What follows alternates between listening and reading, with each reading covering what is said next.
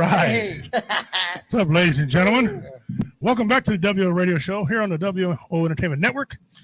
As usual, my buddy here, the commander. He's in the house with me. We're glad you're all joining us here. We're going to have a conversation. We got a special guest tonight. Yes, we do. He's actually here in studio. He's a brave man being in studio with us. Okay? And he's not brave man. He's not a technical wizard, so if we get in trouble, we're on our own. I'll tell you what. We're on our own. But yeah, anyway, so he's going to be with us, and he's going to have a good old time. And well, I don't know about a good old time, but anyway. Oh, sure, we always have a good old time. There we go. You know, there we go. Yeah. I don't understand what's going on. If not, we'll say we should have had. Yeah. Okay. Why is this thing not wanting to work? I don't know. You know what? It's killing me, Smalls. If you're out there, share it out, guys. Pass this around to your friends and That's right. Your loved ones and all those people who say they love you. And yeah, you know what I'm talking about.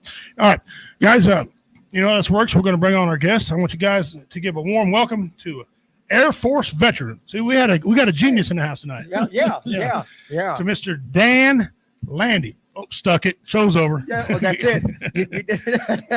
Say hello, Dan. Howdy, folks. Oh, gosh. Good to have you on here with us tonight, Dan. Thank you. Dan, and we're all going to get into a good conversation here with Dan. But first, we all know how we do this. Okay, yes, I got a rant. You got a rant. Here we go. Listen very closely out there. If you're 350 pounds plus, yes, and you commit a crime, yes, and a cop pulls up, why you run? Yeah. Where are you going? I mean, the cop could get out, call your name in, tie his shoe, have a Coke, and run your fat ass. Where are you going? Stop. I see people all the time on the news. Cops behind him going, he's lighting a cigarette, he's walking. Stop running. He's going to drop here in a minute. At any point in time. Listen, you're 30 seconds away from a toe or losing your toes. They're so big. Quit running. You're going to give yourself a heart attack. Or maybe I suggest committing crimes. That'd be another thing. Just quit crimes and, you want to worry about it. You want to run, get on a treadmill. So say hi to BJ Reed. Hello, fellas. Good to see you all. Well, it's good to see you, too. Yeah. Okay. It's good to see everybody here. Yeehaw. Yeehaw, yeah. Oh, my goodness. It's going to be a good show tonight. It is going to be a good show. Oh, yes. Before we go, I got to do the second week of the What Is It? Here we go. What is it? What is it? And here's how this works. You all know. 100 entries into the mystery box. That's right. If you could tell me what this is, the correct name. I don't hear a cousin pudding sponge or something like that. No, it's got to be the correct name, and you win the mystery box. SpongeBob's aunt or something. Belated girlfriend. Yeah. Okay. And you win a mystery box. It'll be on Veterans Day weekend in November. I will mail that to you. Okay. And these things have some great things in them. Okay. Go online and check out people who won them, the things they posted on there. So you never know what's going to be in this box. Okay. It could be cutlery. It could be swag. It could be whatever people donate. Okay. That's right. Gun locks. We've had those in there as well. Okay. Those are always handy. You always need a gun lock. You got kids around, you need a gun lock. Okay. Yeah. So comment there if you tell me what it is. Now. Okay. See, look at here. My brother, Redneck A-Hole, is in the house. And trust me, when he says Redneck A-Hole, that's exactly what the hell he is, Redneck A-Hole. And he loves it, and it's good to have you, brother. Thanks for tuning in. Jeremy Daniels, present. Thank you, brother, for tuning in. Appreciate that. Share this out and tell your friends about us. All right, guys. If you've been paying attention anywhere in the civilized world, starting last year, we brought in Heath Gilbert. Okay? Yes, we did. And he took on a plight, him and a bunch of other people, including this man right here, took on a plight. And I say that word plight, not to be disrespectful, but it's a plight because this shouldn't even be what's going on. To get nasty books, pornographic books out of schools. Exactly. And they've met with resistance all the way, which baffles me why you'd want your children to look at this stuff when they're in kindergarten. They have a hard time spelling, reading, probably putting together proper sentences. Okay. But yet they're allowed to look at this stuff. Makes no sense why he's such a headache. So we're talking about that. We're going to talk about some other things because this man is running for school board. Yes, he is. Here in Cameron, Missouri. All right. So that being said, you didn't tune in to hear me beat my gums yet. Please welcome again, like I said, Dan Landi. Dan, thank you for coming, sir. Appreciate it very much. Welcome. Thank you very much. Thanks for having me. Come on over with a bunch of idiots. You're automatically the smartest guy when you walk through the door. There you go. There you are. So, like we said in the opener, okay, tell us when you started this, why this came about, and how you got involved, please, sir. You bet. I personally became involved in February of 23. So going on a year now, almost a year. And what happened was there was a dirty book list that was circulating around the internet. And so I saw it, and what it was a book of 50 books that some of the parents in the Lee Summit, Missouri school district thought were inappropriate for the school children. Lee Summit. Lee Summit, Okay. Missouri. Okay. Right. That's where the first inkling of a problem that regarding dirty books in school Right. Okay. that I became aware of. So I reviewed the list, and then I got curious. Okay, I wonder if we have in Cameron any of those type of books, those titles. And so I called the school district and asked them, and they said, well, you just call the librarian. We have 4 schools in Cameron, right? Each school has its own library, and they have their own librarian. So librarian, they said, is in charge of the library, and just call that person, and then they should be able to tell you whether or not those books are there. So I did. And I started at the high school, and I had a nice lady. I've never spoken to her before. Anyway, so told her who I was, why I was calling. I told her I was just curious. And she goes, oh, no, Mr. Landi, no. She assured me, I got her assurances. Oh, no, I don't put anything like that in our school. All the material, and it's a quote, all the material in our school is appropriate for children. And assured me. But I became suspicious. I just wasn't satisfied with that answer. Right. What the old Reagan saying, right? Trust but verify. So, You know what Stone Cold Steve also says? DTA, don't trust anybody. Yeah. So, well, so I got online and I started doing some research, and I found a way through a website that you can check any school's card catalog, because they're all automated and they're all linked through this one system that every school uses. Now, I don't know how this happens or why. It must be a federally funded thing. But anyway, it's called GoFollett, GoFollett, .com. And anyway, if you go to that website, you can search for any school in any school district in any state. And so I chose Cameron, Missouri high school, and bam, and I got in, and I started, you can search on this website. You can search by title, author, genre of the book. And so I just started typing in keywords, homosexual, bam, I got a ton of responses. All the books that fell into that category. Same thing with rape, bam, a bunch of books about rape, transgenderism, bam. Anyway, just, all these different, red flag words, that that a lot of these books that were on this list that would float around in Lee Summit were in our school library. And I couldn't believe it, because I just spoke to the library and I just got her assurances that we didn't have that problem. So naturally, I didn't call back that day. I contacted some of my friends, and Heath Gilbert was one of them. We kind of collaborated, he and I and some others. Okay, now that we found these books, after they said they didn't have them, what are we going to do about it? We came up with a plan. Okay, we need to approach the school board, because that's who is in charge of the school district, right? The board, and they're elected. It's an elected position. So we went to the school board meeting in March. We blew it up. I mean, we made phone calls. Right. We called our elected board members. We sent emails. We even sent excerpts from the books, to them to show them that we're not making this stuff up. Right. And we got some negative. Really, just we got blown off. Yeah. They didn't want to admit it, because look, when you admit that you've got a dirty book in your school, okay, then now you have to answer the question, how did it get here? Nobody wants to answer that question, because now somebody has to be held accountable. Yeah. So it's an issue with transparency and an issue with accountability. Anyway, so we blew up the school board. There were, the school board meeting in March. I think there were. Now, I came to that one. Okay, in the It was auditorium. packed. Yeah. It was packed. Over 100 people showed up. Standing room only. Which is unreal. Anyway, so there were several speakers. We read excerpts from the books. Yes. And we, anyway, just to let the public know and the audience to know that, again, we're not making this up, and this is a problem that needs to be addressed. The first thing the school board did in response, try to shut us down. They instituted a gag order. They said, okay, now if you guys are going to talk about these dirty books, say in March or April, then you have to wait 3 months before you can talk about dirty books again. A 3-month moratorium on a topic, any topic. Okay. Yeah.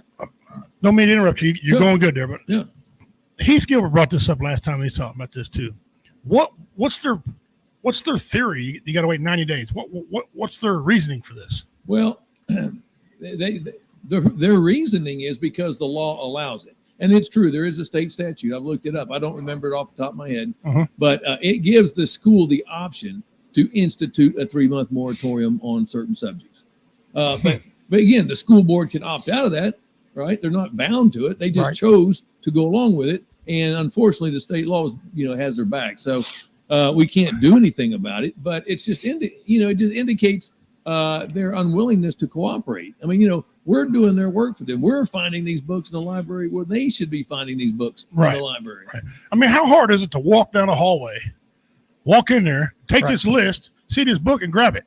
Right. All right. And I know you're not asking to ban material.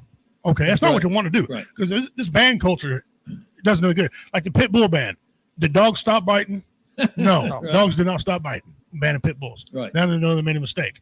So the ban culture, that's not what you want.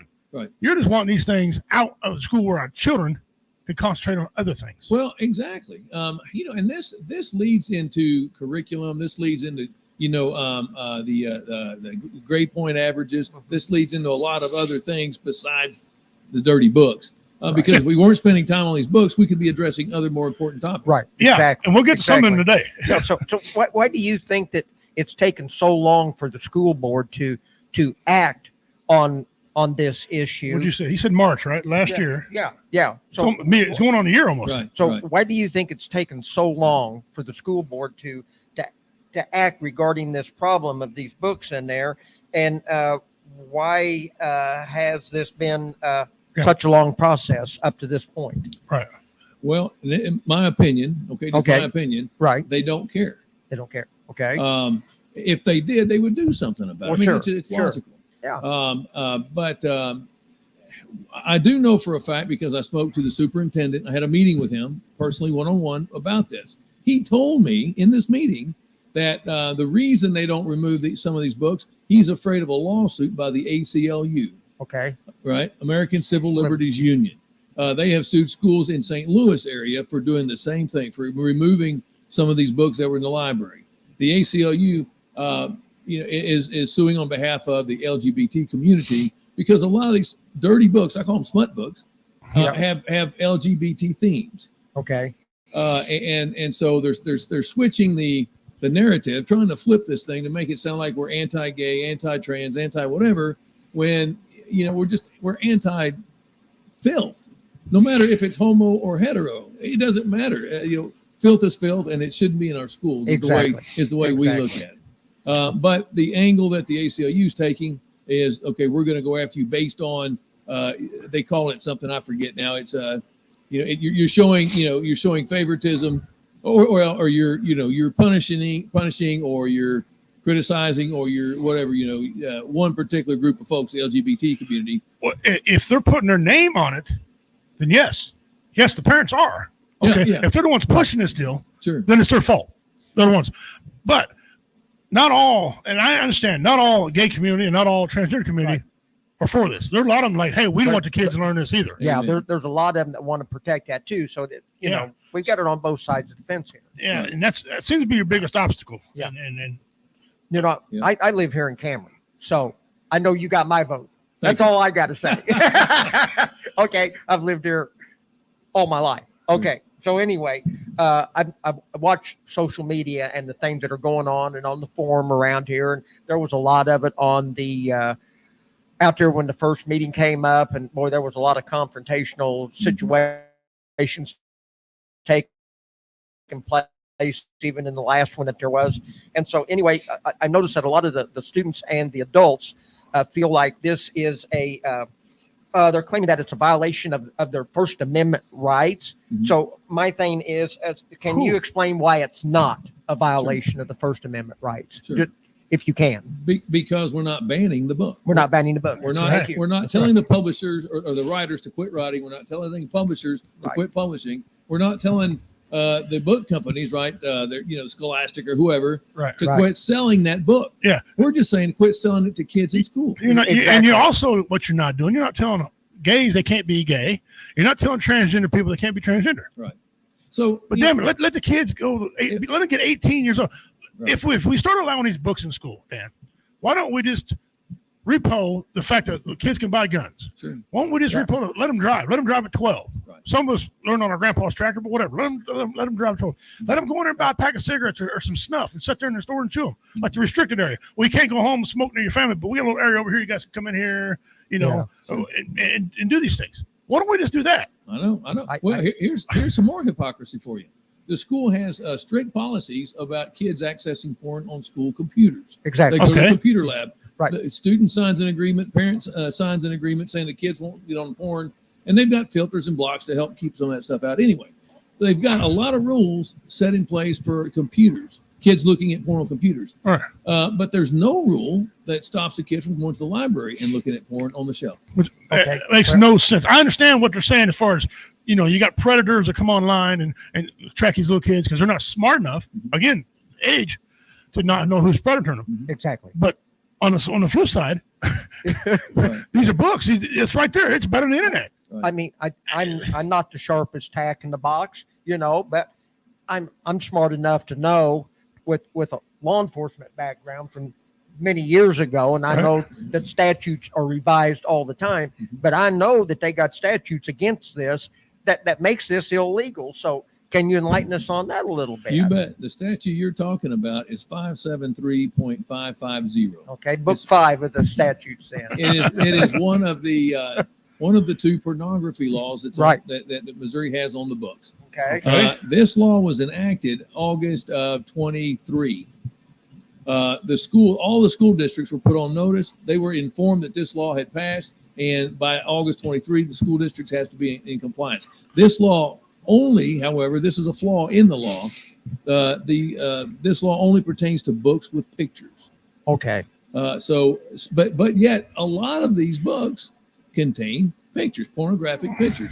Like people in sex acts. Like genitals, human genitals, sex toys, and how to use them. They're tutorials. A lot of these are tutorials. Right. Wow. And so these specific books are illegal, and the school district is responsible for clearing those out. Should have done this by August of 23 when the law was enacted, but they failed to do so. So books without pictures can stay in there. Well, now that There's another law for that. Yeah.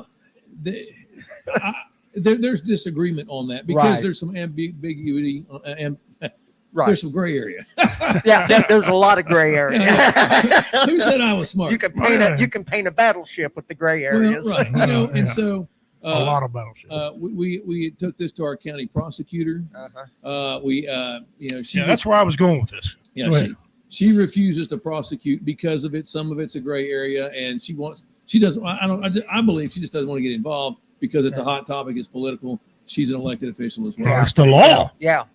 But Okay, so if you bought, let's say, Hustler magazine, okay, and you gave it to a kid, you could be arrested, I'm in right? trouble, Am I- yeah. You're in trouble. I'm right on that, right? Right. Okay. School giving a kid a book, ain't that the same thing? Isn't that the same thing? I would think so. Somebody Yeah. bought the book, and now the kid's got it. Right. There should be somebody get arrested. That's what we thought. That's what we thought. We went to the police, Cameron PD, to make a report. They told us, well, we don't have jurisdiction in the school. You have to go to the school police officer. Well, asking the school police officer to investigate the school, his boss, is a conflict of interest. But we didn't have any choice. They told us that's where we have to go. So that's where we went. Right. Police officer conducted an investigation. I think it was a sham investigation. We found some discrepancies in his report. I think some deliberate omissions in his report. But anyway, by the time the prosecutor got it, then they just decided to not enforce any of this law. Before I get to this next question, I got a comment here from one of our viewers. She says that BJ, his wife, the First Amendment is not violated by removing the books from the public schools because the books are still being published and sold, and the parents can buy them for their own money if they wish. Exactly. And let the parents, if they want to do that, That's the parents' right. That's the parents' right if they want to let their child be subjected now, to that. They buy the book and give it to the kid. They're still in the same laws. They can still be arrested too. Okay. Yeah.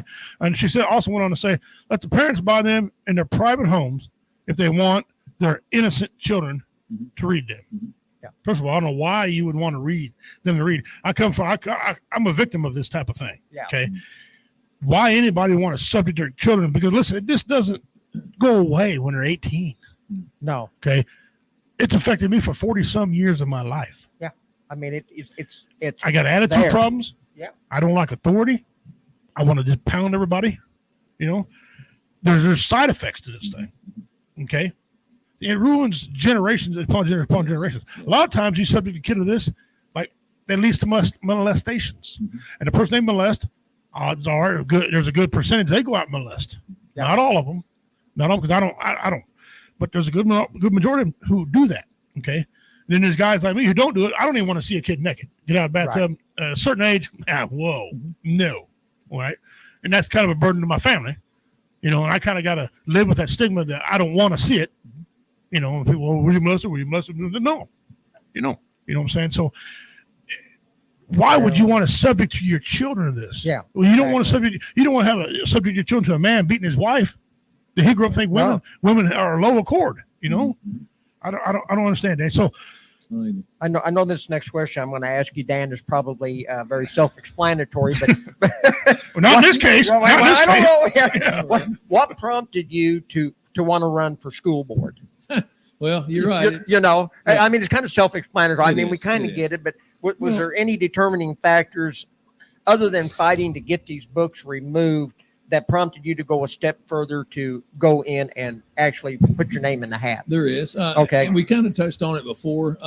There are a lot of other issues, excuse me, that we, while, let me back up just a minute if I could. Yeah. This moratorium we talked about a while ago, right? Yeah. You know, so since we were forbidden to speak about books month after month after month, right, we had to branch out and change the subject in order to be able to speak in front of the school board. right. And so it was during those times where I was doing research into the school about different subjects, one of which was cameras in the classroom. I'm an advocate for cameras in the classroom. Okay. And, All right. and then another issue was there's bathroom monitors. See, there's reports of bullying in the bathroom. Okay. Kids with their cell phones, they go and they Snapchat or they take pictures of other kids in the stalls. Right. Next thing you know, it's on Facebook and the whole school's poking fun at this kid because they got him in the bathroom stall. You know, and it's nonsense. The school, they know about it. We know about it because parents, once we got rolling, parents started coming to us with their issues. Right. Say, hey, Mr. Landy, or hey, Mr. Gilbert, you know, hey, we've got, you know, this, my kid reported this, my kid reported that, we did this, we did that, we saw this, we saw that. And so we're their voice. We take it to the school. So one of the suggestions I had was bathroom monitors. You know, and now I'm not talking about a teacher standing in there watching a kid go to the bathroom, Right. but have a teacher posted outside the door, out in the hallway. You can monitor the hallway and the bathroom at the same time. You know, and that'll put a stop to it. At least it should if the teacher's on the ball. Right. Right. So so it's things like that. Right. Other issues that once we started looking into the school, hey, there's a lot of things that are broke here. There's a tremendous amount of stuff. Yeah. My daughter has got an IQ about 145. I can't even talk to her. She's too damn smart for me, right? But she's wanting to homeschool. She's taking all the college courses to homeschool her kids because she had some problems with the school. One of the main things, and I wrote it down, one of the main things is the bus route is supposed to pick up her kids. Sometimes they just drive by it and don't even pick them up. Right. And then she calls the school. They yell at her like she's retarded, you know, for lack of a better word, Sure. right? You know, it's her fault. And she said, well, you got one job on the bus Right. to pick up and drop off. Right. And so she's had a major problem.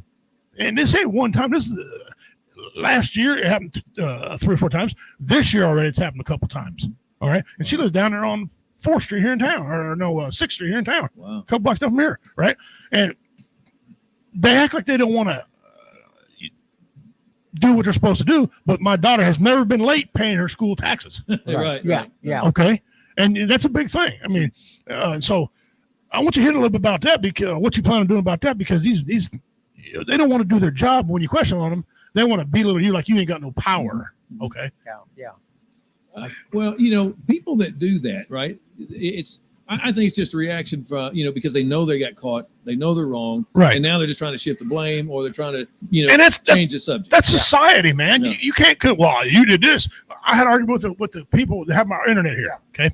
I said, well, where's your modem? You should have had a modem. I said, you said I didn't need a modem. All right. Okay. So don't tell me I ain't got one because you said no. Right. And then I had to go on a little bit. I said, and I had to pull the card. I said, you know who I am? Like, well, no, I said, I'm about to introduce myself. I didn't want to have to talk like that to them, but it gets you so dang angry at them because they always want to pass the buck. All right. Even in Walmart, for example. Walmart, I go in and buy a speaker set for a comedy show. I know it was there because Jeff Onyx told me right where it was. I told this lady what I was looking at. She goes, well, I've never heard of them. She goes, I've been here 7 years. And I was giving her a hint. I was like, they were literally right here next to us, right? Yeah. I said, you never seen them? No, I put everything away here. I've never seen them in my life. 7 years I've never seen them. I went, what's this? Right. Oh, when do we get them? Yeah. Deer in the headlights. Okay. If you say something, we're the bad guy. Sure. Yeah, exactly. Dan, can you explain some of the obstacles that during this process that you've ran into? Right. In this, I mean, there's and go ahead. Got to be a lot of them that you've mentioned. And go ahead and drop every allies. Go ahead and give a shout out to any allies who's been helping you with this thing too. Yeah. I want to make sure everybody gets the recognition they need. Well, Go ahead. Talk about the obstacles you had. Yeah. Well, the main members of my team, of this team, naturally Heath Gilbert, Paula Allen. And that's the minister's wife, right? No, Paula Allen's. She and her husband have a real estate company here in Canada. Oh, okay. Yeah, they're out here by the intersection. New building up there. Right. Colleen Hardy. Now that's a minister's wife. Colleen. And they have Passion Church. Right. Lonnie Hardy. And Travis Eldridge. Okay. We know Travis. Yep. Yeah. He's a local here in town. Well, not actually in town, but in the outside area. He watches the show. So. Yep. Okay. So these are the primary movers and shakers. These are the folks that we do the research. When we make phone calls, we email. We ask questions. Basically, we're questioning the school district. They don't like that. They don't want their authority questioned. And here's why. We found, and we've got paperwork, we've got receipts, we've got proof that they are conducting business behind closed doors in closed meetings when they should be open. Now, that is a clear violation of this Missouri Sunshine Law. Very good, Commander. All right. Yeah, there you go. Amen. Show's over. We got it right. And the Sunshine Law applies to any public body, not just the school board, but county commission falls under the same, city councils, right? Any elected public body. And so, anyway, we have caught them time and time again. We file complaints with the Attorney General's office. So far, those have fallen on deaf ears. But I think if we keep finding violations and reporting it sooner or later, I don't think the AG is going to be able to ignore us. And if we get a new regime, and you know what I'm talking about, oh yeah, things is going to change anyway, probably like that. BJ Reed had another question. Our local media have been an obstacle to you, to your case in any way? Have they been an obstacle in any way? The local media. All right, yeah. Now, I'm going to play nice here. Yeah. No, go ahead. I own a network, so play hardball. I own a network, so. Well, no, I mean, look, I don't hate anybody, but no, I want to get that established. But there is no love lost between Jimmy Potts and I. And people know that. Okay. That goes for a lot of people. Right. Right. Now, for the record, I know Jimmy Potts. He did a lot of advertising for me when I did comedy. Okay. Sure. And he's did some stories and stuff like that. Yep. Sure. I'm not here to dog Jimmy. I'm just here. He's one of the obstacles that you're running into. Sure. Okay. I just want to put that out there for everybody. Right. And he is the editor of the Cameron newspaper. Right. One of the jobs of the editor is to go to these public events like school board meetings, city council meetings, and live stream those so the public can see from home. If someone attacks the police. Yeah, right. Yeah. And so and he's done that. He has. Up until, regularly and routinely, up until just about 6 months ago, when this book thing really got hot and heavy. Yeah. And I think that's because he opposes us trying to get rid of some of these books. Right. And he, matter of fact, it was in the summer, July or August, I believe.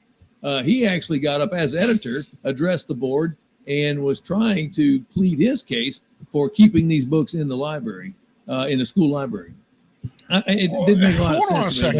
second. Yeah, Now, He stood up, went against you guys on this. He figured, isn't a news editor person supposed to be neutral? that's what I thought. yeah. You know what I'm saying? Well, If he's wearing the editor hat, Right. Yeah. he's Yeah. working for Okay. the editor and he's supposed to be there to videotape. What's he doing throwing his 2 cents? yeah, in? he's supposed to be taking both sides of You know, the aisle and then let somebody. let people decide for themselves. That's right. Let somebody else run the camera, and he can ask his questions. Sure. But you Kinda like can't Walter. do both. Kind of like Well- Walter Cronkite. Yeah. We report, you decide. Yeah. There you go, there you go. Now you know the rest of the story. Yeah. Paul Harvey. You're aging yourselves, now, gentlemen. now, correct me if I'm wrong, Dan. But I don't want to break your role here. No, it's a good but role. it's my understanding that I have heard through men's prayer breakfast that I have with a group of guys every Saturday morning down here at Dino's, that our editor of the paper has stopped printing your articles, but that another paper up at Maysville is printing them. So if everybody wants to hear what's going on, they can purchase a paper and get it through their sources up there. So Is that right? Is that a true story? Yeah, it is. Oh, boy. Now I've been writing letters to the opinion articles. Right. Opinion article. Between Yes. 400 and 500 words. So it's just a page. Right. Yeah. Typed out. And it's it started out as a political column. And okay, so I retired from the Highway Patrol a year ago. That's where I knew you from. Uh-oh. Oh, Oh, oh man. Yeah, I'm a retired state trooper. And so while I was working, I think I started writing like 2014. Okay. And here's what happened. Barack Obama was president. And that's when they started going after the Tea Party. They started going after conservative groups, the IRS and all that business, right? Fast and Furious down on the border. Remember that? Mhm. We had a border agent was shot and killed. Anyway, just all the different shenanigans, all the different, scandals, and just, and nothing ever happened. Nothing ever came of it, right? I mean, just like now. I mean, flashback, it's just like now. But anyway, so I was renting in Raven one night at the house, and my wife, bless her heart, she's a good sport, but she's not political, or not like me. Right, And right. she finally got tired of hearing it. She says, "Look, why don't you just write a letter to the paper or something, right? Get it off your chest, but quit griping about it."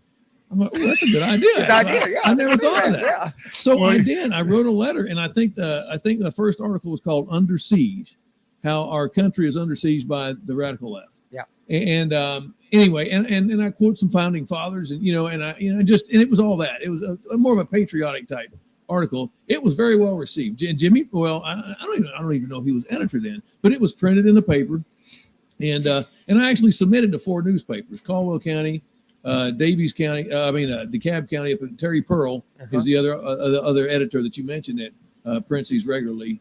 Right. And then I submit them to Cameron, and then Clinton County, the leader. Okay, the leader over there, Right. Plattsburgh leader. Right. Yeah. And so, and I, it's a hit and miss. Sometimes if they don't like what I say, they won't print the article, but it's okay. Look, it's a free country. It's their newspaper, right? And it's, I'm just thankful that they print some of them. Right. Anyway, and even if they don't print them, okay, it's me getting just my thoughts on paper. It's something off my chest.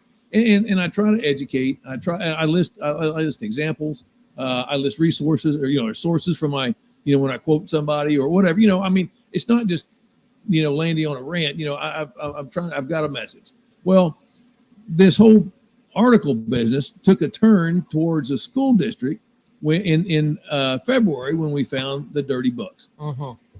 And so predominantly my focus shifted from national politics. Well, and the reason why I talk national politics instead of state politics is I was a state employee as a trooper, and so I can't badmouth my boss, right? The highway patrol or the governor or whoever, right? In state office. So I had to be very careful. There was a line I had to toe. And so that's why I could get away with talking about federal politics, national politics, but not state stuff. So, and I didn't even I don't even live in Cameron, right? I live outside of town in the district, but, outside of town. So I don't even get involved in city politics. I Right. couldn't tell you who's even on the city council. But anyway, it really, I mean, it just, I have no dog in that fight. So, Right. so I, it's just one of those things I have to worry about. So anyway, my focus shifted in my writings, anyway, so that's when Jimmy and I started getting sideways with each other. He didn't like some of the articles I printed. He refused. After a while, he just quit printing them. Yep. I still send them to him because I've got, I send those newspapers via email. I write them at home on my computer. I send them, via email. And if they print them, they print them. If they don't, they don't. Terry Pearl up in Maysville has been a staunch supporter of what we're trying to do, of my articles, and he and I are actually friends. And so I don't pay him. He doesn't pay me. I'm not on anybody's payroll. This is all voluntary. This is all just because. Right. And so and I also I have a website, danlandipatriot.wordpress.org. Say it again. It's a WordPress. I've got all these articles are on my WordPress website. Okay. Dan Landi Patriot. It's Dan Landi Landi Patriot, right? .wordpress.org. Okay. And you can go there and you can see all of my articles. I mean, it's exactly what I put. Anyway, so it's something I really enjoy. To write, and I think it was from my trooper days. I mean, we wrote tons of reports, and so writing comes easy to me. It comes natural to me, and that kind of links us back to this book business, right? What is the purpose of an author who writing a book, right? And you have a story to tell. As an author, you're telling a story, and the more vivid you are, the more detailed you are, the more vivid the reader gets that mental image, that picture, because that's what you're trying to do is bring them into your story. And so you're creating this image in their minds. Well, sadly, that's what these authors are doing with these nasty books, these dirty books. They're very descriptive. Some of them are being just horrible. Yeah. So you really don't even need pictures. You don't. You don't. You really don't need pictures. Heath was on here last year, and some of the words he used, some of the descriptions, and he toned it down a bunch. Okay, but I'm a grown man. Yeah. Okay, I used to chase the filly once in a while. All right. Yeah. And he'd say things that I would talk about with my male friends behind the scenes. Sure. Okay, and make me blush. I'm a damn Marine. MMA fighter. Yeah. Okay, stuff like that. And the reason I blush because I'm thinking, if my 7-year-old grandson come to me and was telling me, things he'd want to do to a little girl in that nature. Yeah. Not only would I bust his ass, right. Okay, I'd catch a case, but I'd be going down to the school and catching another case. Right. We'd be blaze orange before deer season. And I'm just being honest with you. I'm just being honest. I'm speaking like a redneck male who wants to protect his family. Right. Okay, all the power is on their side. I would go to jail because all the power is on their side. Yeah. So my question, to everybody, is why? I know. What's the deal? You're not. I don't get it. I'm still baffled about this. I've got a feeling that a lot of this has to do monetarily. How far off the mark am I missing that one, Dan? That these schools get federal and state funding, and now you've got the federal government that is behind all of this. Is that something that is really stopping the school district and other school districts around the country? That's probably I know Cameron can't be the only place that's facing this situation. No. Is that a main reason why that it's so difficult? It's just another hurdle that you've got to try and overcome in this battle. Well, not when it comes to the books, I don't think. Okay. I think the financial aspect of this is a motivating factor when it comes to attendance. Attendance, right. Right. Okay. Every kid in the seat is $1 for a school. Right. However, when it comes to this book business, see, not all schools have these nasty books. When we were doing our homework, our research early on in February and March and April, we, like I said, we went to that Go Follett site I mentioned earlier. We got on there, we checked Hamilton, we checked Gallatin, we checked Maysville. We checked Osborne area schools, right? They don't have these books. Wow. And I tell you why, because they care. They care. There you go. That's care. The obvious conclusion that you draw from that. I live outside of Hamilton. My kids went to Hamilton school. They had this conversation one time. Yeah. And they took care of the problem. They took care of the problem. So and so So what is that? So, so what we did, we through the well, it's not freedom of information, it's a sunshine law request. Right. Freedom of information deals with federal documents. Sunshine law deals with state documents, Missouri documents. So we file sunshine law request, right? Requesting certain information from the school. Most generally, they have to provide it to us. There are some exceptions where they can withhold information if it pertains to, like personnel matters or, like particular students, issues like with the different students. Anyway, there's some privacy, involved in that we don't get all the documents. But if it's by law that one of the things that they have to fess up, then we usually get it. Right. One of the things we got, I requested for the last 7 years, I wanted to see all the books the school bought for the last 7 years. And a lot of these books, because now we've got a list and they sent them to us, and it had it broken down by year. And so a lot of these books that we're finding on this list, we're checking them off. Okay, that's what this one came in 2010 or 20 or whatever. And so we got an idea. It's a steady flow. Yeah. This isn't just an all at once thing, and that's what that showed us. And the common denominator of all this is the librarian has been the same. She's been in office for like 10 years. She's tenured now. Okay. And not in office, but of the librarian. Right. And so, from what I understand, I don't know much about the inner workings of the school district. I'm about to find out. I hope. But it's hard to get rid of a tenured teacher. Right. Unless there's some gross. You some can't offense. get rid of them once they're tenured. And I think that's part of the problem. But and by their own policy, she's the one that allowed these books in the school. Okay. Now you said that the other surrounding schools in our area do not have these books in their library, but Cameron does. Right. And so the school board here and the district here in Cameron is afraid of being sued by the American Civil Liberties Union if they remove the books. So my thought is, then why isn't the American Civil Liberty Union fighting against these other school districts to see those books put in their schools? I mean, isn't that kind of like a double standard? It is, and I'll tell you what happened. The reason they don't get sued because they never allowed them in. Yeah, once you get them in, you can't get them out. Right. And Okay.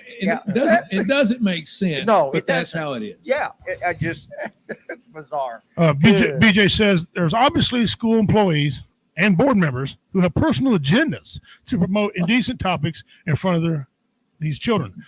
We had a lady tell me her kids were given assignments out of these books. I have heard that. Here in Cameron. Yeah, and had to write essays on them. And some kids were disturbed by them. They had a good upbringing, I guess. Right. And some of the parents didn't really pay attention. And that's the parents' fault. Yeah. Could not pay attention. Yes. They just went on. All of a sudden, the parents were like, oh, you mean tell me you did that too? Well, why didn't you tell me? Because the parents are so busy. So a lot of this blame also, we need to get the word out to the parents. Look, it's your fault too. Sure. I mean, and she also says Cameron School having a male prom queen a couple years ago began with a teacher promoting the idea. Yeah. I've heard that. Yeah. When the show's off, I'll tell you who the teacher was. Okay. All right. You can. Yeah. I'm not going to say anything on the air. Sure. All right. Well, you guys, we're here with Dan Landi. Yes. He's running for school board. We're going to get to that in just a second. Yes. And he's joining us today. He's got a lot of ideas, and he's the tip of the spear amongst other folks. Heath Gilbert, all the guys he mentioned. They're doing what's a new term? Oh, they're doing the Lord's work. Okay. The Lord's work. Yes. And he's getting some blowback for this guy, so he's going to run. Needs some help from you when he runs. Have you went to Congress about any of this? Local Congress, state Congress? I know I talked to you on the phone because I heard something about Josh Hawley's people. Yeah. All right, go ahead. Explain that to us. Well, we had a meeting with a representative from Mr. Hawley's, Congressman Hawley's.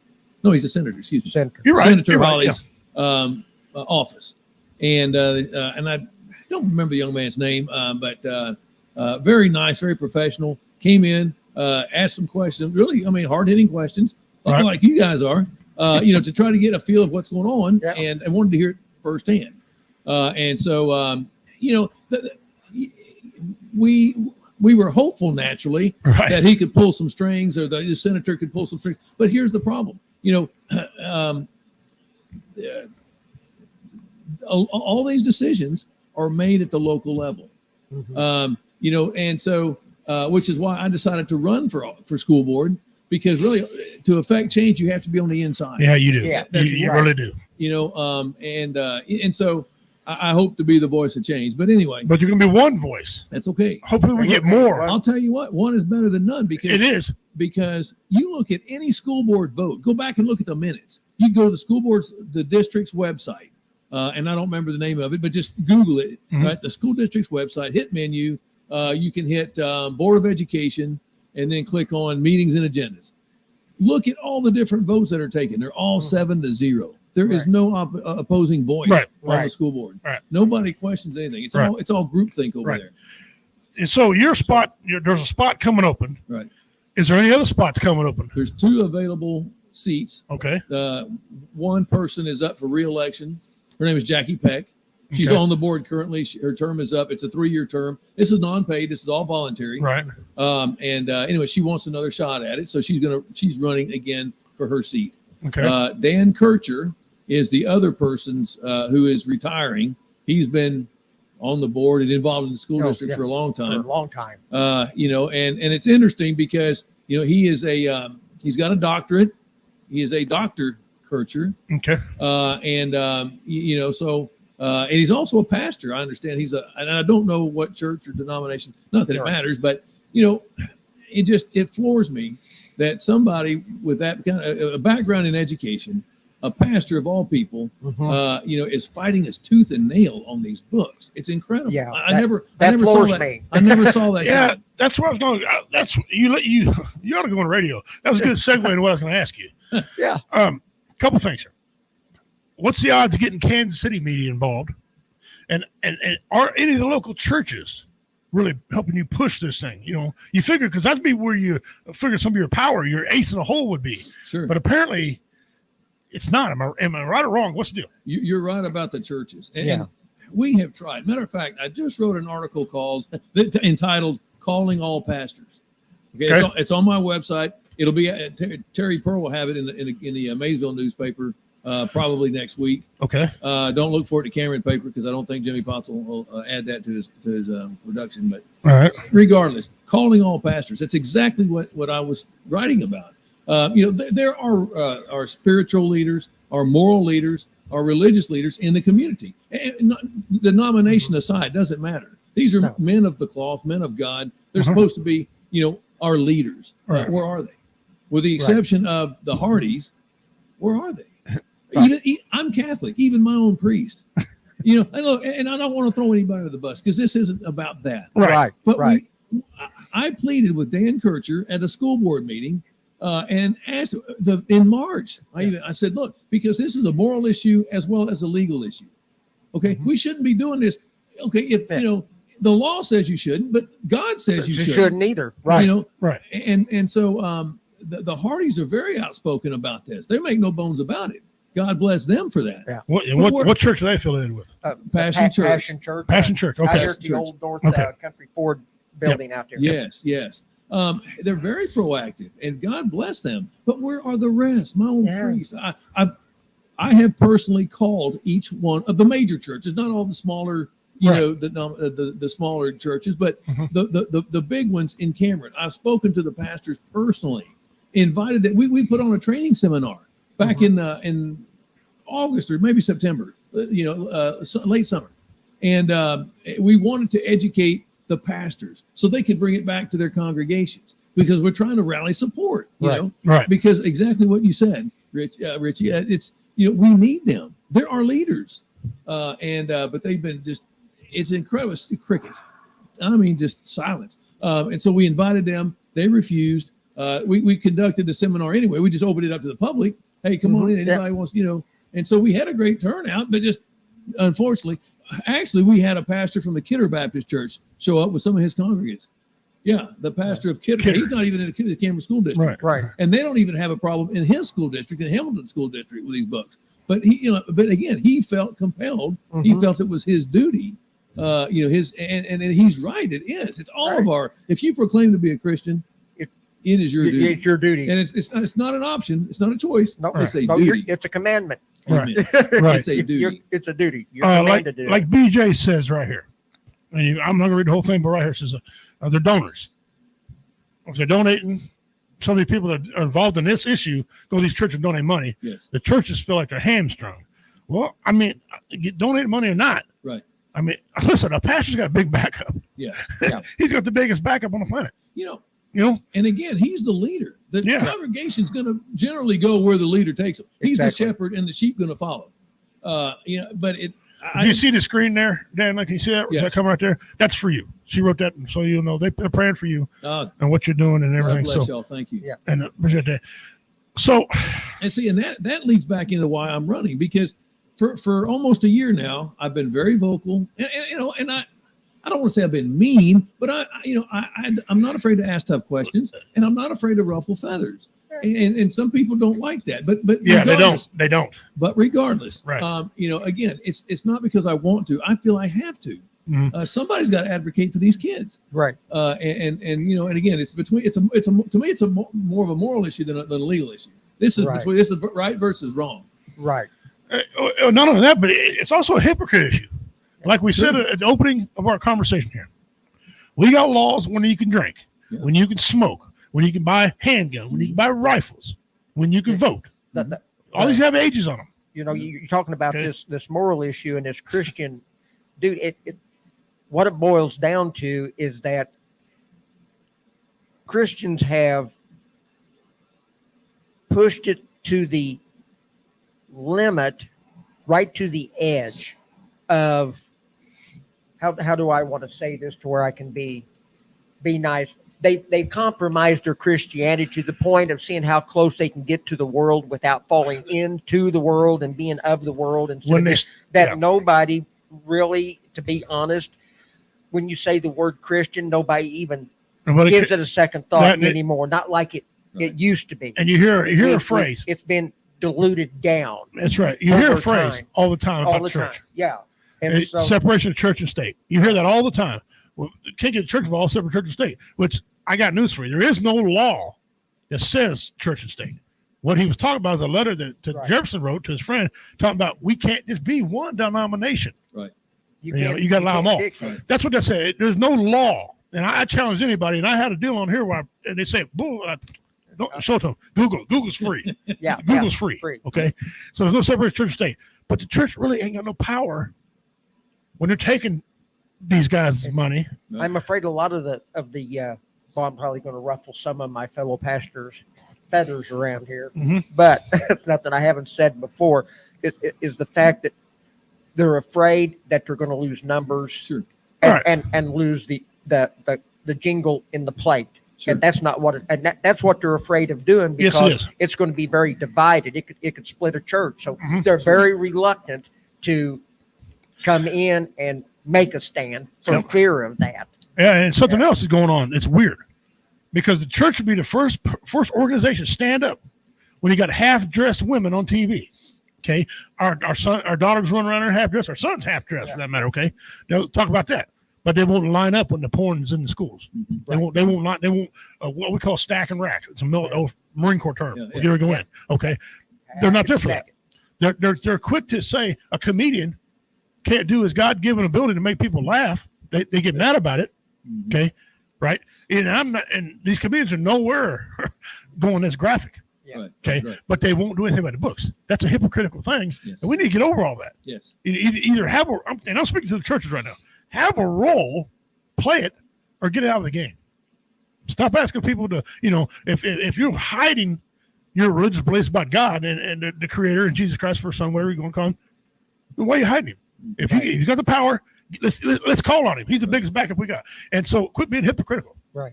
So what you're trying to do, you're trying to get in there and you're one vote. Yeah. Or maybe two votes for somebody else, and you get somebody else like you in there for somebody else. And you're right. See, courage is contagious, and that's our problem.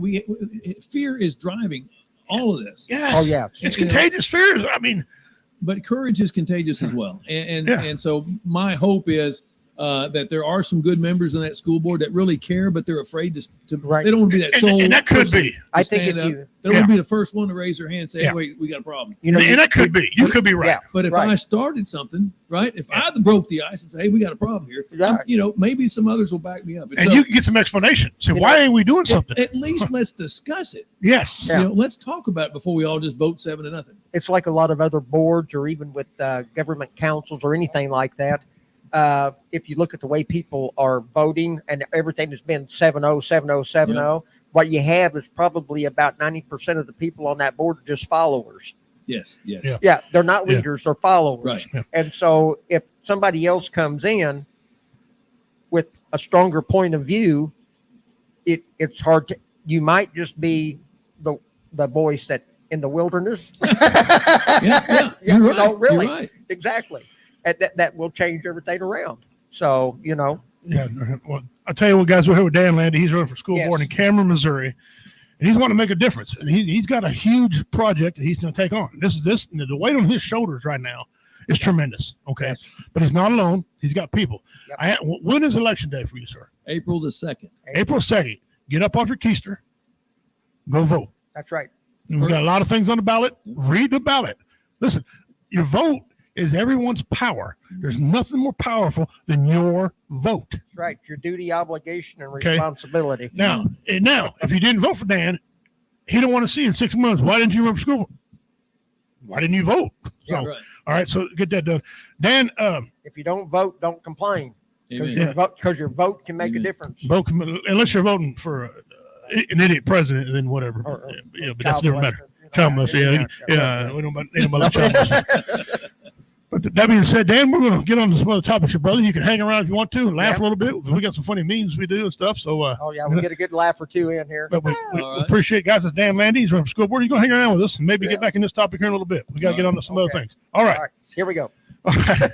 Now, Dan, you've never been on the show before, and I don't know if you've ever seen this show, what we do here, but we're about to get into yourself into some funny stuff. But first, we got to do the what is it again. It's time for the what is it. 100 entries into the mystery box. If you could tell me what this is. That is in the bottom of the ocean, isn't it? Yeah. Yeah. Yeah. I Yeah. think It's in the water. It's It's in water. And if it's in your tub, you got a problem. Yeah. The 100 I don't entries. want that in my tub. No. No. I don't even know Oh. what it is, but I don't want it to. But if you can tell what that is, you'll get 100 entries in mystery box given away in November. Okay. Yes, Y'all know that? yes. Let's check the comment real quick because we're going to be needing it. Good luck, Dan. We appreciate that. Yes, Thank you very thank much. He's going to need it. He needs support. It says, Get out okay, and vote. here we go. Ladies, have you seen your man do this? Me on the representative, and it's an automatic call. I do it all the time. Operator. Wife's like, that's recording. I know. I'm going to be so loud I can hear me through the recording. I've been there. The struggle is real. Okay. Look, that pork, you got to turn that upside down so the grease comes back. Yeah. You know what I'm talking about? That peanut butter, Yep. Oh, yeah. I busted a full tank knife when I was a kid trying to keep that out. Tell you what, it wouldn't have been for those commodities there a time or two, and I was a youngster growing up, we'd have been hungry. Uh-huh. My mom would give me and my brother the cheese, and we was always playing outside. So my brother, he would be in charge of splitting them in half. Never was really half. Okay. But he had his dirty ass hands on. I'm thinking, oh man, you know what? But it was so good. We're like, I don't care. We wipe it off and go. Yep. We'd walk around eating hunks of cheese, and everybody's like, well, give me some. No. Your family got money. The struggle is real. If you're confused about a gender, try milking in the bowl. You'll learn real quick. Yeah, go right ahead. See how that works for you. That's right. That's right. I'm out on this here. Casket for sale. One owner slightly used. Been married for 3 years. Decided to go another route, so pulled it up. 300 the best offer. I got a lot of questions about reading this thing. Yeah, I really do. One owner slightly used. I don't think he's got a stain in it, so he's not false advertising. No. I wonder if he sold it. What if somebody come up? I'll give you 150. Oh man. Oh boy. I'll tell you what. Oh my lord. Oh, McDonald's opened up a new waxing center. Mick eyebrows are done. I'm loving it. that goes with the llama lashes. Gotta have them llama lashes to go with them eyebrows. Yeah. Oh my God. This was taken on a Missouri road, and I guarantee you this is right. Yeah. Rough road. Fasten your bra straps and remove your dentures. And I think they were coming to my house. I think that's down here on 3rd Street. I'm not for sure. Yeah, Harris right. Lane. Yeah. One of the two. I'm not for sure. So why'd you get fired again? How do you go home and explain it to your wife? How do you get a fork truck to go that fast? Yeah. That's what I want to know. So, what Name tank on the back of it. what happened was I yeah, honey. Yeah. Yeah. Mhm. Okay. All right, we're gonna do some of the videos. Now I'm not responsible if you pee your pants in some of these videos, okay? All right, here we go. What would you do if I door dinged your vehicle, huh? I am gonna. One second. I'm gonna kick your ass.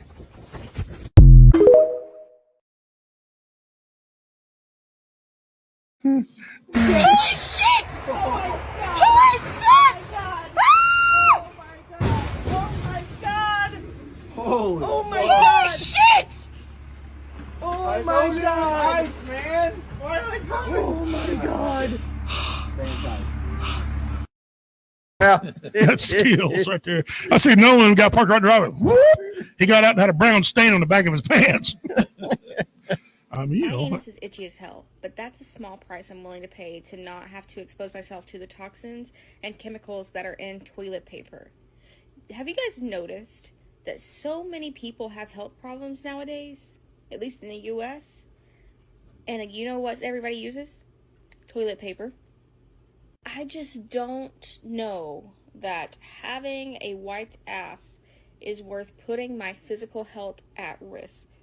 You know, I want to live a long life. So if I have to walk around with an itchy, smelly ass, I'm going to do that if that adds years to my life. It's the same reason I don't use cleaning products in my house either. I only clean with water. And I do boil the water, so it kills the germs, right?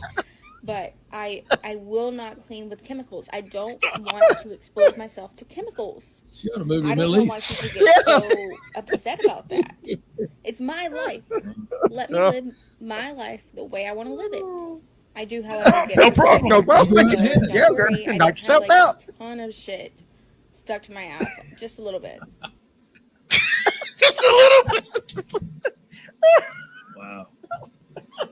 Oh man, I'm gonna save that one because that's the one. you about- got to. That's got to go into The idiot family. Yeah, the idiot family. I'll Yeah. play some for you here in a little bit. We got a family tree we started called the Idiot Family. Yeah. Oh. It's great. It's Oh. great. Watch Oh, this yeah. beatdown. Roll the film. Let's get back to the science of it. But it's not science. You're not quoting science. Well, you're the science expert. You got the political science degree. Look, let me ask you this. What's the consensus on parts per million of CO2 in the atmosphere?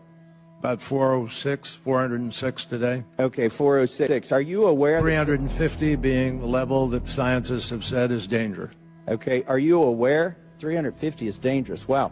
Are you aware that since mammals have walked the planet, the average has been over 1,000 parts per million? Yeah, but we weren't walking the planet. Let me just share with you that we now know that definitively at no point during the past 800,000 years has atmospheric CO2 been as high as it is today. The reason you chose 800,000 years ago is because for 200 million years before that, it was greater than it is today.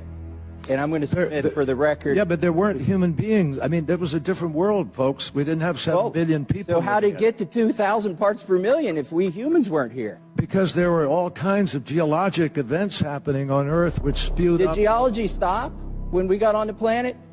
Mr. Chairman, this is just not a serious conversation. Your testimony is not yeah. serious. I agree. Who is this man? Legend. Was that Bassy? Yeah. Yeah. Yeah. Oh, You're the great. science guy. Yeah. So shit stop happening. I mean, I took out hurricanes, volcanoes. What 5 years ago in Hawaii? You see them? Yeah. Come on, man. Americans in America have to resolve to be, and the new year's going to bring for all It doesn't matter if you're a North American, a South American.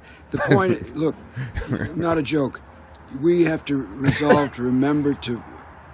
Never mind.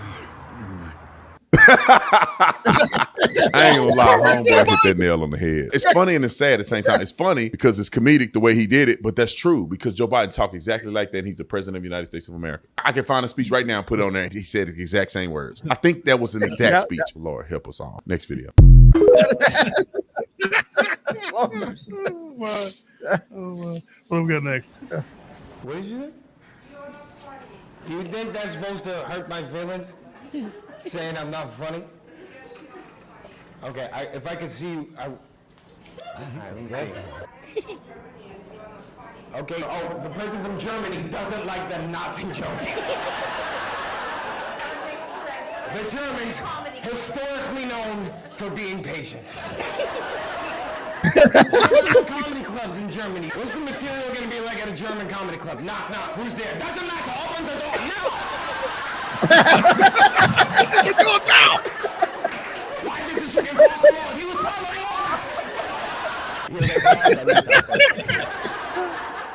Throw out one more insult. I'll give you one more try.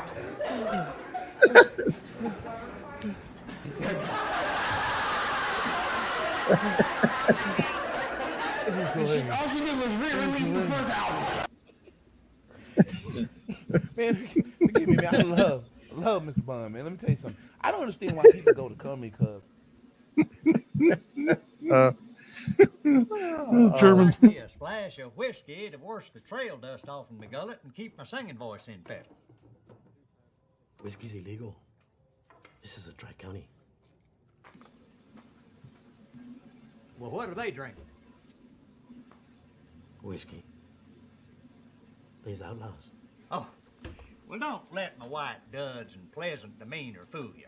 I, too, have been known to violate the statutes of man, and not a few of the laws of the Almighty.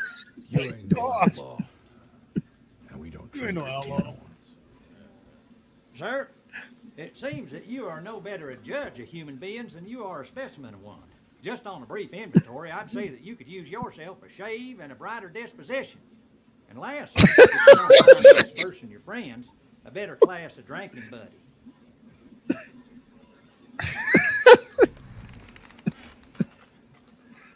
Your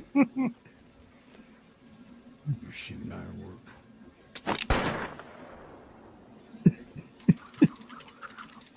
Appears to do, yes. Appears to do, yes.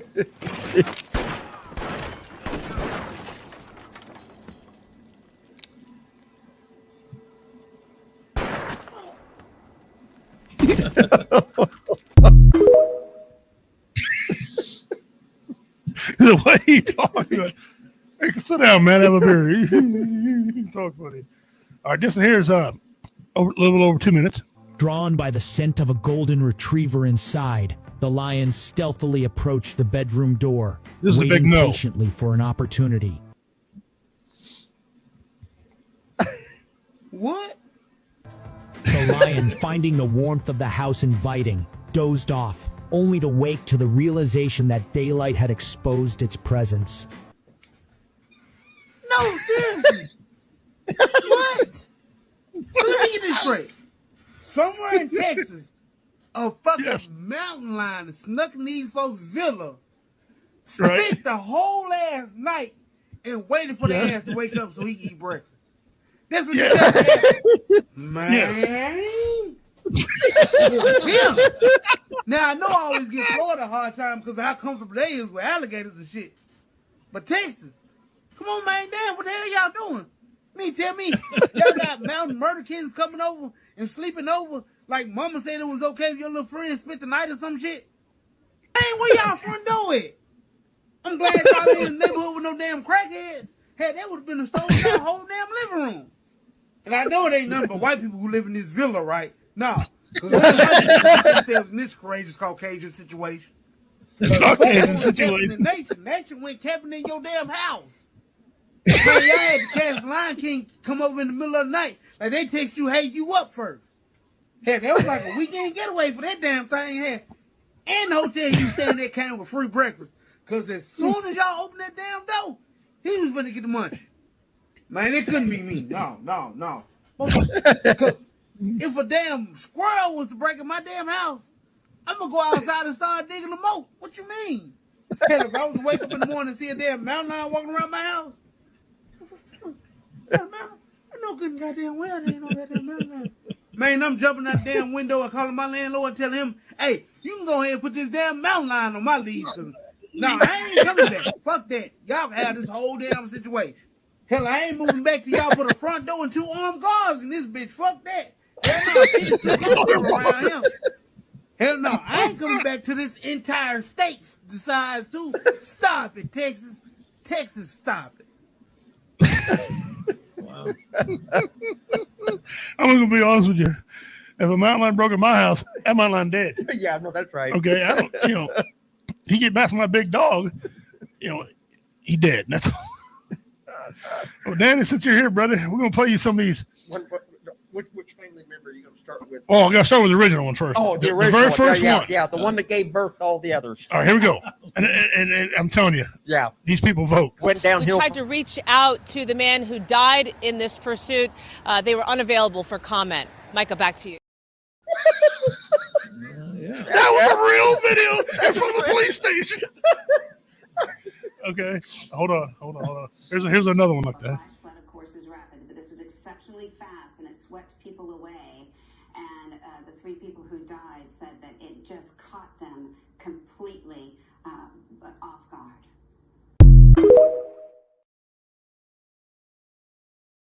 Comment. Yeah. You think? You think? It's not really funny, but Yeah, but No, it kind of is because they're that damn dumb, and they're making more money than me. Yeah. That's the funny part. Now this one here, yeah, I gotta set this up. This is his favorite one. Okay, listen closely to what she's trying to describe. I keep getting crickets in my house. I don't know why. I've never had a cricket problem before, but I looked it up, and apparently it's really bad luck to kick them out of your house. Like, you're not supposed to kick them out of your house, but like, what am I supposed to do? Like, let you stay here? Now there's like 36 crickets running around because I did kick out one, and let me tell you, I had a really, really horrible week after that. And now they're just running around. And I'm like, please move. I just want to make a piece of toast and you're in my way. And I open a cabinet and it's just like, oh, hey, cricket that I can't kick out of my house. Can you please just leave? I don't want to kick you out. I just want to ask you nicely to leave. My house is just infested with crickets. Those ain't crickets. No, the roaches. You open your cabinet doors and they're running.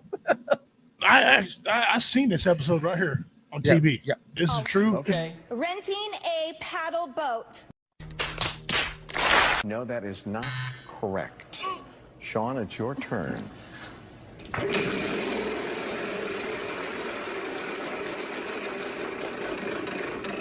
500.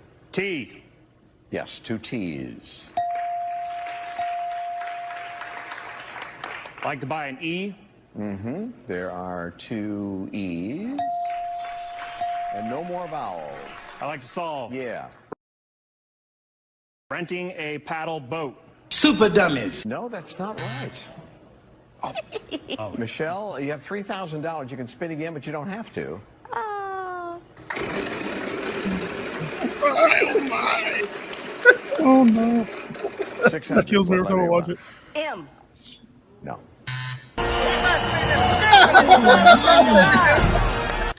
Crystal. I have to spin.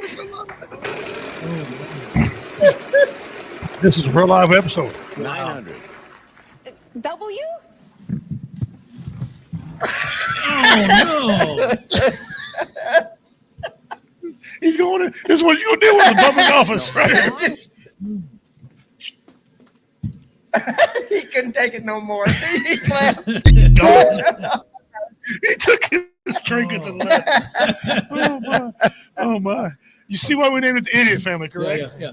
And we got a bunch more than we're building his whole legacy and all that stuff. And the sad thing is these people all vote. Yeah. Let's get over to the comments here real quick. So good luck, man. Purple Nurple. No. That's not it. It's not that old. My wife there, she got to make sure this thing don't go off the rails. There you go. Yeah. Have y'all seen the South Park version of that Wheel of Fortune? There's a South Park. Is there really? Oh yeah. Oh, well, I have to find out. Yeah. And if we got a little bit more time before we get on anything else, I want to play you another one. You probably heard this one. This is one of the most popular ones. Now, Donna, you got quite the vent today. It sounds like what's going on with you. Well, I wanted to voice my opinion on something that's been bothering me for a really long time. Okay. I tried writing the newspaper and contacting TV stations, but nobody seems to want to stay with this. So that's why I'm calling you guys. What's the issue? Well, over the past few years, I've been involved in 3 separate car accidents involving deer. Mm-hmm. With the population and everything. Each of these incidents, they've occurred shortly after I saw a deer crossing sign on the highway. Well, my frustration is that Minnesota and North Dakota Departments of Transportation would allow these deer crossings to be in such high traffic areas. I mean, I've never seen them on the interstate. Why are we encouraging deer to cross at the interstate? I don't get it. That's such a high traffic area. I mean, are you I understand that deer are wild animals and they need to travel across the streets occasionally to survive and, of course, to find food, but it seems to me that so irresponsible of us to allow these deer crossings to be in areas where these deer are so likely to be struck by oncoming traffic. I mean, wouldn't you agree? They're baffled. Yeah. I mean, it's just. I mean, you think they would put deer crossings maybe in smaller towns, maybe during at a school crossing. It would be a safer place for them to cross. There you go. Bring it up. Deer crossing sign. Deer crossings aren't telling deer that it's safe to cross there. It's just more of like an alert for drivers so they know it's like a high deer population. The government put the deer crossings there. They can direct the deer population anywhere they want to by moving that deer crossing sign. I mean, why in the world would they place it on the highway or the interstate? I mean, God, there are so many other places I can think of than putting the deer crossing signs on busy highways and interstates. You seem to be under the misunderstanding that the deer are somehow attracted to the deer crossing sign. She believes it. Well, yeah, the deer crossing sign is there to allow the deer to know that's where they need to cross. Right. And all these car accidents you had involved a deer after you'd saw a deer crossing sign. Exactly. I mean, I'm trying to watch out for the deer, but I mean, speed limit 55, 65. How am I supposed to, you can't brake really quick if if the deer just is crossing in that deer crossing area. So you'd like to see these signs move somewhere safer? Right. If we can move them, don't put deer crossing signs on the interstate or freeways. Put them in lower traffic areas. Somewhere where the speed limit's a lot slower. Maybe small towns. I don't know. I think school crossings is a good idea. Well, listen, we will. Yeah, I mean, you say you've tried to contact quite a few people about this. Yeah, I wrote at least 3 or 4 letters, and we will spread the word. Okay, we will try to kind of help you raise some awareness for this issue. Okay. Oh, thank you. We need to move those deer crossing signs. We appreciate your comment this morning. All right, thanks. Bye. That's it. I'm going to get a hold of the state of Missouri and ask them why they did not put a deer crossing sign out here on 69 by our land out there when I hit a deer in October and totaled out my work van. There should have been a deer crossing sign someplace else so I wouldn't get that deer was jaywalking. Well, did you catch her? She mentioned the government. The government. See, it's people like that expect the government to do everything for us. Yeah, everything, exactly. Including keeping deer off, away from our vehicles. Oh, God. Well, I thought that's another woman who just threw the school under the bus. Yeah. Can you imagine children walking out during the rut and seeing? He talking about smut in school. I mean, it's nature smut. Right? Now we got it in the crosswalk. Oh man. Bless her heart. Oh, boy. And they vote. So, yeah, they vote. Poor lady. All right, let's get on to our Yes. our other thing here. We got it's time for On This Day in History. And by the way, normally we do a dummy of the week, but Devil Doc is having some medical issues, and so I don't know what's going on with Devil Doc at this time. He hasn't been returning any of my. Me neither. I know he's going through some evaluations and stuff, and probably has to have his phone off for so many days. Yeah. But anyway, our thoughts and prayers with him. Hope he gets back soon. Yeah. Just keep him in your thoughts and prayers, guys. He's in pretty bad shape. Okay. On this day in history of June 23rd, 1849, Elizabeth Blackwell becomes the first female to receive a medical degree. Oh. All right. Okay. 1968, the USS Pueblo captured. All right. 1997, Madeleine Albright becomes the first female Secretary of State. 1984, Hulk Hogan, well, you know something, brother, beats the Iron Sheik to win his first WWF title. 1992, President George H.W. Bush honors Women's World Cup champions. 1870, soldiers massacre sleeping camp of Native Americans. Yeah, my family's not happy about that. Yep. 1855, gun designer John Browning is born. I'm going to tell you something. Yay for Gun that. guy or not, that dude is amazing. Yeah. That man, because of him, we got some of the firearms. Them and Colt are some of the greatest firearms you ever seen in your life. Okay, saved a lot of lives in the military. 1976, singer, actor, athlete, activist Paul Robeson dies. Never heard of the guy. Deadliest earthquake in recorded history in 1556 rocks China. They always got earthquakes over there. I know. On that place. Well, that's because it's communist. Yeah. There you go. 1991, videotaped murder leads to conviction in Texas. Say what? 1991, videotaped murder leads to convictions in Texas. Who's dumb enough to? Yeah. Proud of their work. Yeah. Oh, okay. Good for you. I'm glad they got arrested. Takes all kinds. Yeah. 1920.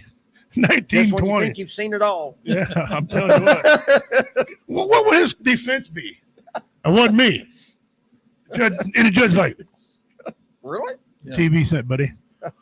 Oh, that ain't me. Dude, did my hair look good? Oh, yeah. You stupid. 1920. Netherlands refuses to extradite Kaiser Wilhelm to the Allies. Must be a spy. 1941. Charles Lindbergh urges Congress to negotiate with Hitler. Well, So how that worked out, didn't we? Yeah. That was this day in history, guys. Speaking of Mr. Browning, designs good weapons. I got the excitement of firing that BAR when I was in the service. Is that right? Oh, I'm telling you, talk about a work of art. Hmm. That thing, yeah. You think you've shot something, you wait till you put that buddy up to your shoulder and pull back on a 20-round magazine of .6. .6, yeah. You rock your world. Yes, it will. All right, guys, we're going to do one of our favorite segments here, our missing persons segment. Oh, All right. Yes. And Important. it's very important that we do this segment because somebody out there need this information. Needs closure. Yes, they do. All right, and Devil Doc's not here to see if this case has been solved or not. Usually he's pretty good at that. Yeah. Susan G. Lyle. I guess that's how you say that. Here's some of the photos of Susan G. Mm-hmm. Guys, take a look at these photos. Maybe you've seen her somewhere, or doesn't hurt to call the police if you think you know who they are. Okay, her date of birth, April 6, 1978. Place of birth, Saratoga, New York. Hair, long brown with highlights. Eyes blue. Height 5'3". Weight 175 pounds. She's a female, and her race is claimed as white. Remarks: Susan has a light brown birthmark on her left collar, a mole on her left cheek beneath her earlobe, excuse me, and a surgical scar on her left foot. She was last seen wearing a long black trench coat, a black shirt, and blue jeans. She was carrying a black book bag or a tote bag. Mm-hmm. She was known to be avid computer user and enjoyed spending time conversing online. The details. Susan was last seen on the evening of March the 2nd, 1998 at approximately 9:20 p.m. as she departed her place of employment at the Cross Gates Mall in Guilderland, New York. She was known to have boarded a Capital District Transit Authority bus heading to Collins Circle of the United States University of New York, the Albany, New York, where she was a student. It is believed that she exited the bus at Collins Circle approximately 9:45 p.m. and has not been seen since. Okay. Not been seen since, guys. If you have any information concerning this person, please contact your local FBI office or your nearest American embassy or consulate. Field office of Albany. And remember, you can submit a tip online. Yep. One more time. Take a good look out there, folks. I'm sure the family would love some closure about this deal. 1998, guys. 1998. Wow. She's been gone that long. All right. That's where we're at there. Normally we'd have a outdoor segment, but our other temporary guest, he's have medical problems as well. So we're just going to continue on. Dan, if you got a few more minutes, I'll center up here. Okay. Right. You got all the time in the world. Right now, we discussed the book thing. Yep. And I said nauseum, but there's no such thing. Yeah, the more you just need to get out there and you need to talk about it. But there's a lot of other things that school boards members like yourself can fix too. For example, waiting till the last minute to notify parents the school is closed. And what I mean by last minute, 10 o'clock, 9:30, 10 o'clock at night. Some parents are sleeping and don't know. They wake up next morning, the kids got up and get ready to go. They're assuming they're going to work and they're not. There's no babysitter lined up. That's causing a real big issue. I've noticed in my family. I noticed that a lot of families. Oh, there's a lot of them in our neighborhood. Yeah. So that being one thing, you can.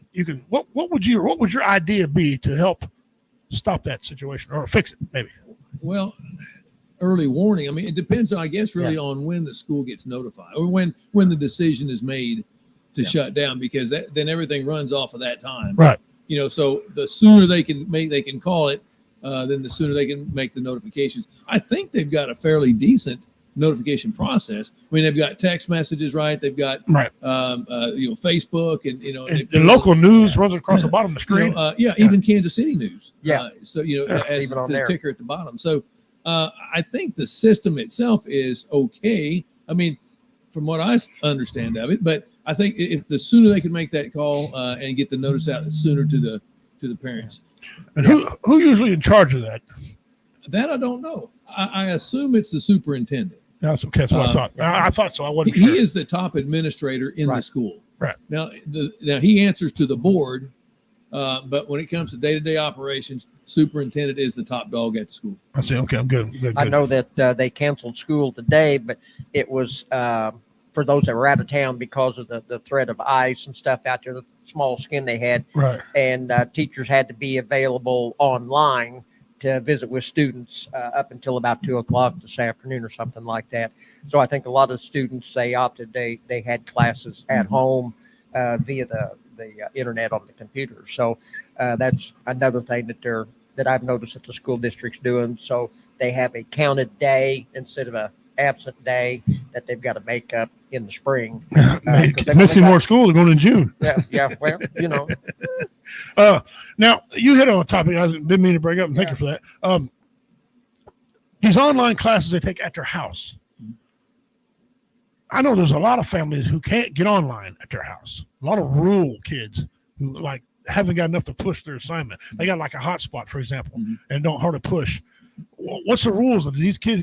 Can these kids get a break, or how does that work? Do you know anything about that? Well, no, I don't. I'm rural. and I know exactly what you're talking about. Yeah, I am too. So you know, and until they, you know, the state's pushing this statewide, you know, internet service, you know, the high speed internet, until it gets to everybody, it's you know, it's you know, I mean, you're just out there. Yeah. I really don't know. I mean, that would be one thing I'd have to inquire about, because there's a lot of things that go on day to day that I don't know anything about. So my kids are grown, you know, you know, they've been grown for, you know, I'm a grandpa now. And so, you know, I don't have any kids in school at this time. Right. And so a lot of this stuff goes over, you know, happens, you know, without me even noticing. Because you got grandkids in school. Well, no, not in this school. No, my grandkids don't live. Unfortunately, they don't live this close. Right.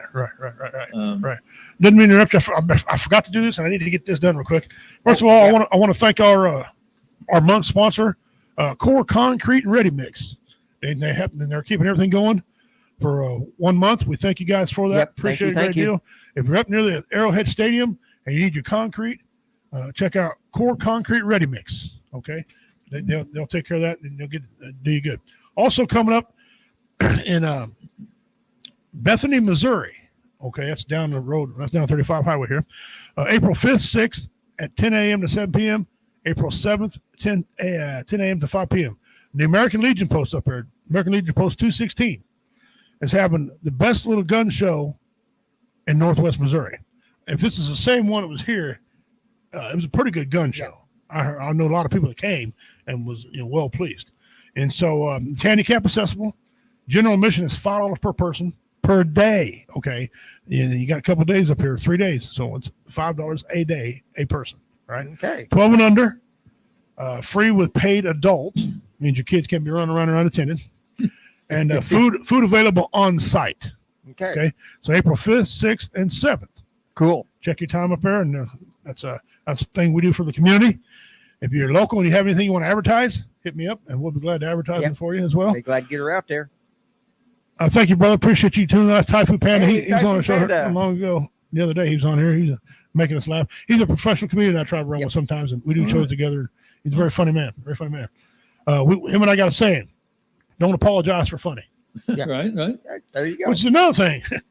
People go to a comedy show and get offended. Yes. Yes. Yeah. Well, because it's okay for you to make jokes about everybody else, but not them. Yeah. I got into it with a gentleman. Okay, after the show, and not during the show, he didn't heckle me or anything. But afterwards, he goes, I'm kind of disappointed. I said, "Oh yeah, what you disappointed about?" He goes, "Well, you're a funny guy, but I don't like you kind of said something about homosexuals." I said, "That offended you?" He said, "Yes, it did." I said, "But I noticed you laughed when I talked about the church, right?" Yeah. I said, "You laughed when I talked about God and Jesus, right?" Mm-hmm. Oh yeah. Yep. And nothing off limit, buddy. I said, I'm sure Jesus laughed about it. It's a joke. I'm not, and I know if I don't say your name, I'm not calling you out. Right, I'm talking about the situation. That's right. Okay. And so he's like, well, I won't be back. Well, you know what? Okay. Sorry. You ain't getting a refund. You can't eat the steak and want a refund on the meal. Right. But, hey, I mean, I don't know. If it says 18 years old and up on the flyer. Yeah. Okay. That pretty well tells you there's going to be some topics talked about. Yeah. Okay. Don't come. Yeah. I had a show like that too. We put adult comedy, big letters, adult comedy. Lady shows up. She's all offended. Where's the clean comedy at? Maybe you need to read. Yeah. I know you can. You drive in here? I did. So you got a driver's license? I did. You take a test? I did. So you can read. Hey, you need to put on your flyers in the future when you advertise. Come to our comedy show and prepare to be offended. Yeah. That's our disclaimer. Prepare to be offended. It will happen. But that leads kind of back to where you're there. I mean, people are certain groups of people are overly offended, and I think it's because they think they're doing wrong, don't want to admit to doing wrong, so they don't want nobody calling them out on the wrongdoing. I think that's right. Okay. Yeah. Like, for example, if you're gay, it says in the Bible not to be gay. I'm not going to get a biblical thing with it. I don't care. But don't get mad when I talk about gay people. Yeah. Right. And leave the kids out of it. Right. Yeah. Yes, leave the kids out. Leave the kids out of it. Now, not all gay people are offended. I had a couple gay come in and they laughed their ass off. That's funny. I like that. Okay. Well, so what? Yeah. But leave the kids out of all this stuff because, like I said, it's hypocritical. Yep. And we ask somebody, we ask kids, wait till they're 18 to do various number of things. Mm-hmm. That flyer, for example, had to be accompanied by an adult. At 12 years old, had to have an adult. Why do we put restrictions in age if this is what you're going through. Yeah. Right. It makes no damn sense. And, I don't know. It just doesn't make any sense. Where we at in this country? Yeah. And now I've heard people say, well, it's going to go back. It's going to back off a little bit and go back. I don't think it's going to go back. I think these people were here. We need to jump out ahead of them further. Okay. Not saying they can. I don't want to ban them. Don't want to ban them. Excuse me. Do what they want to do. Yeah. Right. Because I'm not for bans. Like everybody was banning pit bulls. We talked about this earlier. Mm-hmm. Pit bulls. Dog bites didn't stop. No. Different dogs start biting. Yeah. It ain't the dog. It's the owner of the dog. Yeah. It's like guns don't kill people. People with guns kill people. Amen. It's the people. Yeah. It's people. And I know that I learned that when I was 15 years old. I took the hunter safety course. The game warden come in there who's getting a course. He took his gun out of his holster. He lays it on the table facing the crowd. Nobody said anything because we wasn't sensitive crybabies. Mm-hmm. We didn't say nothing. He went on and everybody took their tests and they read their signs, did everything like that. By the end of the day, he walks over, grabs the gun, puts it back in his holster. He said, is everybody here all right? I went, yeah. He said, the whole time that gun was loaded. He pulled it and jacked the shell out of it. It was loaded, right? Okay. He says, that gun was loaded the whole time. Anybody here get shot? That gun go off? No. He said, it ain't the guns. It's the people behind the guns. That's right. He said, this is a tool. That's it. You need to use this accordingly. You don't grab the blade when a saw when it's spinning, do you? Right. Yeah. Actually, I know a guy. That's right. No, that don't work too good. Yeah, no. And Ellen at 15, I'm thinking, okay, that's a life lesson. Okay. That's right. That's right. We had firearm training when I went to school. Now, We did. Yes, yes, yes, We honestly did. we did too. And we did target shooting. Yeah. We did. Now, if you do any of that, they're coming after the game warden. Mm. Okay. He offended me. He almost shot me. Yes. Even though he didn't. Right. Even though he's well qualified to handle a freaking firearm, because they do just as much training as the police does. Right. Okay. Right. Or they get to school. Why are you bringing this into school? We don't need to learn about guns. We need to learn about how little boys can do other things. Yeah. Mm-hmm. No. So, this is not nothing about the school, but what do you think it's going to take for this country to start caring about our children and not just children on an island somewhere? Well, society is like a pendulum. It swings back and forth, back and forth. Yeah. Right. And you kind of touched on it just a minute ago. As hard as and I say the left, but just the other side, as hard as they push, eventually, because the right, just generally, good-hearted people, peace-loving folks. You do your thing, I'll do mine. Just leave me alone. But the more they encroach on our liberties and our freedom, the more naturally we're going to push back. And I think as more people lose their liberty and freedom in this country, then the more they will push back. Right. And it takes something personal to get people involved. The school board stuff. I'm ashamed to admit I haven't been to a school board meeting. I've been a resident for over 20 years in this district. Right. And my first school board meeting was last March when we approached about these books. Mm-hmm. I trusted these folks. They're the educated ones in the community. So I thought Supposed to be. right. They're trustworthy. They're we can don't have to micromanage them. Right. I can let them do their job and I'll go do mine, and that's it. Well, this is what happens when there's no oversight. And anyway, so and not to cast stones or anything, but until it becomes personal, until you actually get involved, or something happens and you lose your freedom. Yeah. Too much authority and not enough supervision. Right. Really. And so I think when it becomes personal, people get involved, and I think that's the direction the pendulum I think is swinging at this point. Yeah, fixing to swing back. Yes. Normally, I would agree with you on that because I've seen that. You got so much bad, then it has to go back so much good. Like that. But I think the pendulum might be broken, and I tell you why. Because not only are the churches changing to adapt, women pastors, for example. Mm-hmm. We had a minister on here who talked about that. He's like, some good ones. They're not supposed to be that way, but and the churches are accepting homosexuality, and they're accepting of it. Not accepting the person, that's okay, but they're accepting behavior, right? Smoking, I've seen people smoking out back in the church. Okay, but our military is being overran. Oh yeah. Okay, with weakness. Mm-hmm. What I mean by this is, I've got a lot of veterans in my family. I got a son-in-law, a veteran, And we were talking one day. I said, "Hey, what style of martial arts in there? You know, because I studied line, which is the world's second deadliest martial arts. Okay, and also studied Krav Maga, so I can handle myself if I need to." And he's like, "Dad, I don't know what you're talking about." I said, "What do you mean?" He goes, "No, if we're going to learn anything like that, we have to fill out paperwork, submit paperwork in order to take these classes." I said, "Well, what if you lose your gun?" "Well, you got a knife. You know how to use a knife?" He goes, "They've never really taught us." So I took him out back and showed him a few things that I know to save his life, to get him home back onto my daughter so we can have him in the family if it ever happened. And I got thinking, when do they took away line training out of the Marine Corps. They used the MMA style. Okay. But now people got to request permission to train. I mean, we did that. That was every day. Yeah. You PT'd and then you did some hand to hand. Then you went on and did your regular job, so they're coming in there like that. And now you got our leaders, and I say that too loosely. Our leaders are standing up there in Congress, the White House, wherever, and they're sniffing kids and saying it's okay. The daughter, and we talked off air a while ago, the daughter writes memoirs in her diary. She's past puberty age. She's still taking showers with her dad. That kind of thinking's got to stop because that's crazy. And then she sniffed them in the shower. That doesn't make any sense to me. But by them doing it, it empowers people. Well, the most powerful man in the country is doing it. Why can't I do it? Okay, and all these things are starting to clamp down. What are we going to swing back to? Good point. Yeah. Good point. What do we swing back to? And maybe I'm not living in reality. I mean, maybe you are. Maybe I'm a little, too much wishful thinking. But I don't believe America's over. I don't believe we're done. No. And I do believe that there are still a lot of good, decent people in this country that give a darn, and and are willing, to make a stand. And that, and I don't like talking about Civil War. So I mean, I was going to ask you because you're a grown man. Because that's kind of where this thing is going. But I don't think we're going to have one. I really don't think one's coming. I think at the very end, right will trump wrong. Yeah.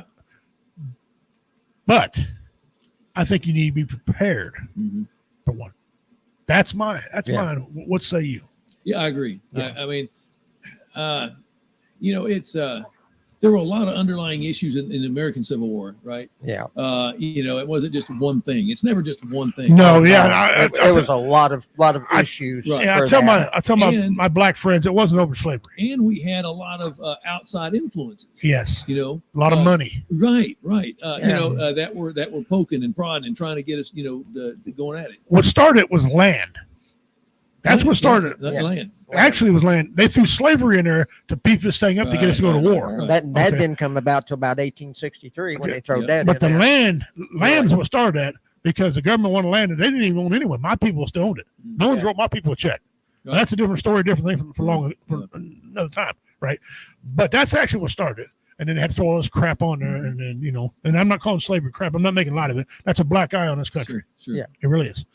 But people get delusional on what's going on, and like you said, I don't think there's going to be a civil war. But if there is, I'm going to be ready for one. But if we can do it a different way, but what are we going to give these people? I mean, let's say I read an article where a guy was talking about what's the United States going to give us? They've already gave us alcohol back. Now they're legalizing weed all over the country. What else are they going to give us to appease the people? Pretty soon there's nothing to give us that we don't already have. They're going to start taking things away. Is that what's going to happen? Well, you guys got too much. Let me take away a little bit of your freedom because you don't need it. You're not using it. Yeah. Is that where we're going? What do you think? Well, they're going to give us free money. Oh yeah. And in exchange, we're supposed to get a COVID jab, and we're supposed to, to play by their rules. And if you don't, then you don't get freebies. Yeah. But I don't know.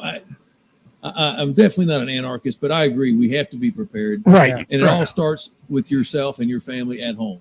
Exactly. And I'm not talking about, building a bunker per se, but, stock up on food. I mean, that's something that everybody can do. Canned goods. Sure. Well, I'll tell you, I got some friends in the Mormon religion who believe that very thing. Stack up on food. They've got bunkers. 6 month supply. With food in it, yeah.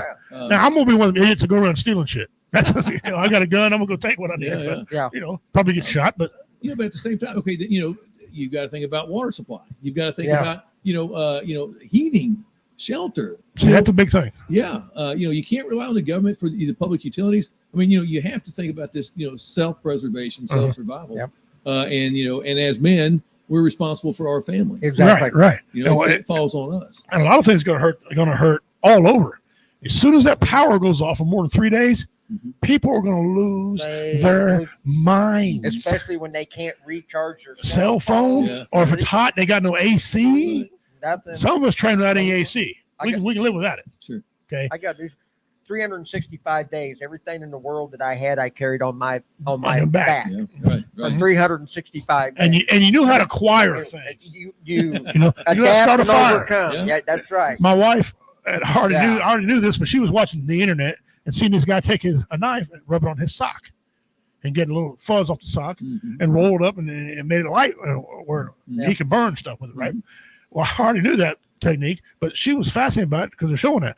And I'm thinking, my grandkids need to learn this stuff. Right. Uh-huh. Right. Okay. Right. Now, I'm not telling them to go out and rob, plunder, and steal. No. But if something comes to you, Yep. you have a right, a God-given right Yep. to defend yourself. You do. You're right. All this martial arts I've learned is useless if I don't use it. But I'm not a bully. I'm not going to bully nobody. Right. If someone jumps on me, he's going to sleep. Yeah. Right. People are like, why you got so many knives? Because I can. Come in my house and I introduce you to all of them. Rule number 6: always carry a knife. Always carry a knife. So, but I mean, and we're not trying to strain anybody. And those listening, thank you for tuning in. But get yourselves ready. Yeah. Okay. Prepare. And the type of fight that Dan's going through right now has showed him a lot and showed everybody a lot of what's going on. Why can't we protect our kids, and why are we getting so much feedback or pushback for trying to do that? For trying to do it. What you're supposed to do that. Tells me not only are the laws a little twisted and wrong, but the parents ain't paying attention. The parents fall on this there. What kind of parent would allow their child? See, you're giving pedophiles now an opportunity to have power. Okay. Well, you can go, look, little Tommy, you can go to school now. They teach you all about that stuff. They'll come home with practice. That's what they're saying. Do you know that the United Nations is pushing this? Yes, they are. I was reading that the other day. Yes. Yes. I said, what? I found it. I don't remember it now, but if you Google United Nations child sexualizing or child sex or sexualizing children, something along those lines, you'll eventually find it. It's like not instruction manual, but it's the talking points from the United Nations. And flows down into the World Health Organization because sexual health is part of World Health. World Health. They've got to start young, and that's why, because they know to corrupt a generation, you got to get them young. And that's So this is coming from the globalists, right? Pushing this down, and unfortunately, we're tangled up with the United Nations. Our country has been for a long time, and until we decouple, we're they're going to keep shoving this down our throats. Right. That UN was one of the biggest mistakes ever, as far as I'm concerned. A big mistake. But that's just my opinion. They don't help us. So so it's coming from, again, outside influences, like we talked about, right? They're pushing an agenda, and the federal government is bought into this, right? Because we financially float the UN, right? And NATO for that matter. But anyway, so outside influences are pushing that, and we're the feds, right? The Department of Education is shoving that down to the states, and the states. And again, now that's where the money comes in, because if a state wants federal grant money, which they're entitled to, because our we don't want to just pay state tax, we pay federal tax. If they want some of that federal money, well, they have to spend it the way they tell you to spend it, right? Every dollar has a string. Yep. And that's the problem they get into, and that's why the American Librarian Association, the ALA, is so far left. That's why they don't have a problem. Matter of fact, they promote this kind of stuff. Yeah. And it's that's why other countries don't do anything about the sex trafficking. All right, we came out of the gate about 5 years ago. Real hard push about it. How much do you hear about it now? Oh, well, what agencies right now are going door to door cracking down on this? Right. See, I'm running for president of the United States, and I'm serious about this. And one of the things I want to do is I want to empower the National Guard. Okay, to go around, because cops are so damn busy doing other things, they really don't have the time. And some of them overlook it because they're in a hurry to do something else. So empower the National Guard to run the sex registry, and then go to door to door, right, with an M16 on a grenade. You're less likely to talk smack to a guy in camouflage, armed. Okay, and let them take care of it. If they're too close to schools, if they're going to parties, if they're got their lights on during Halloween, little things like that, right?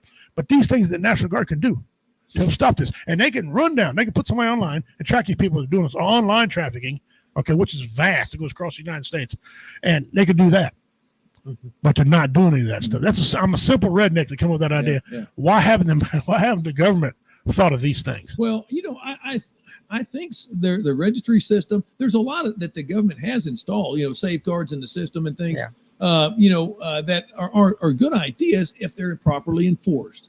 I don't think it's a law problem. It's an enforcement problem. Yes. Just like what we're seeing on the southern border. We've got immigration laws. If we followed the law, we wouldn't have a problem. Right. We also have it's enforcing it or being able to enforce it and make it work. Yes. And the hands are tied. And that's one thing that we also talk about guns in this country. Okay. We have laws on it. It's against law to shoot somebody. Sure. Right. I mean, it's against law to murder somebody. Right. We don't need another law saying that. Right. Okay. It's against law for you to buy a gun and give it to him. Right. If he's a felon. Right. A straw buying. Okay. Why don't you calm down that? Well, don't blame the person selling the gun. Get the person to straw buy it. We got laws on that. Right. So they're gonna make another law, to enforce this law, Stop. We don't need them laws. We got so many it's laws against the on law. the books. We're probably breaking the law when we walk out the front door in the morning. We don't even realize we're breaking the law. I had a cop telling me that's true. We are. Really? I mean, it's unbelievable. We'll take here in Cameron, for example. Okay, you got federal law, state law, you got county rules, and you got city. None of them agree with each other, right? But here in Cameron, Missouri, for example, I have a bunch of friends living. They tell me this: if you park on your driveway and you're hitting blade of grass, they can give you a ticket. Say you park it on your lawn, even if you're near the grass. Got to be on a solid surface. Yeah, and so they give you a ticket for that. That is crazy. If it's in your yard, you're paying the mortgage payment. You park it damn where you want to. You would think. Now I understand the vehicle law. If you got too many vehicles sitting your A&M license and you're a junkyard, you need to get that shit out there. Yeah, get it out. But if you're driving someone, it's just criminal. But see, people still have the power. We still have the power. Yes. Yeah. If enough people raised hell about it, then things would change. Right. And it starts with strength is in numbers. Yes. Yes. And it starts with Always women has like you. been. See, and this is what they're afraid of. They're trying to break us up and split us up and splinter us and have us, a lot of infighting in our own groups, and especially like you mentioned, the churches, the Christian groups. Right. They want us to fight amongst ourselves so we don't organize and fight against them. Right. It's a strategy and it's working, but we have to fight that strategy. It is. Exactly. And it's guys like you are doing what you're doing right now to start it off. Like you just said a while ago, maybe if you raise your hand and ask, somebody else over here had a question, didn't want to ask it. Wrong person was in there. Right. Now he's got a number. He's got, I got somebody agrees with me. I got a question. And then this guy's got a question. And she's got a question. The next thing you know, maybe we're accomplishing something because you said it right. Cameron, some of the surrounding cities, Gallatin, Hamilton, wherever else you said, Maysville, wherever else, don't have these dirty books. Right. Don't have some of these problems we have. Right. A parent could call up and say, hey, I got a problem. Oh, what can I help you with? No problem. Let's do this together. Right. Cameron's not. Why? So now you're going to go in there and you're going to try to untangle, a better word, untangle what's going on. Sure. And we wish you good luck to you. We need it. Yeah. We need prayers. We need prayers. Yes, absolutely. Prayers. And here's something else. If you know of any of the folks that I mentioned, right, come to us. We can leave you out of it. We can, you can remain anonymous. Tell us, your online. issues. Yes. Again, and we have, you can private message any of us on Facebook, and point us in the right direction and wind us up, and we'll take it from there. We can be your voice. Because a lot of people with kids in school, a lot of parents don't want to get too vocal. They're afraid their kids are going to get retribution. Or the bus won't pick them up. Right. Some of the folks, we know that there are teachers. We know we have talked to some in the school that are afraid. They agree with us, but they're afraid to say so publicly because their job may be on the line. Sure. I mean, there's always, there's again, fear is a heck of a motivating factor. Yeah. It can cripple you if you let it. But we just have to fight that. Yeah. Guys, we're running down to the end of the show. Okay. And it's been a great opportunity to meet Dan Landi. I met him once at a coffee shop. great coffee to wipe. I had a donut because I'm fat. I had a donut. Right? I met Dan there through a mutual friend of ours, Vincent. Yep. Common Denominator Network. Check him out on Wednesday nights. I believe he's on. And Heath Gilbert. I know Heath Gilbert. He's I know his dad. His dad did one of my comedy shows. He's spotted alcohol for Levi Garrison and Sons out of Hamilton, the brewery. Great place. So anyway, we're all entangled in this deal. This is a fight we all need to get involved in. Exactly. And I know a lot of you come back and watch this later on. Get involved with the fight. Mm-hmm. If you're not in the state of Missouri, whatever state you are, learn from what this man's doing. This is nationwide. So, This take the is tips. nationwide. Take the tips he just told you. Get involved in the school. Read my articles. I detail in my articles the websites to go to check these books, to check these libraries. Follow us on Facebook. We're on. Let me see. Dan Landi for School Board. Dan Landi for Cameron School Board is my my Facebook page. I list all my goals and objectives. My bio is on there. Learn about me. Contact me. PM me if you want. We'll have a conversation. Also, Heath Gilbert is administrator of a great website, Cameron R1 School District Exposed.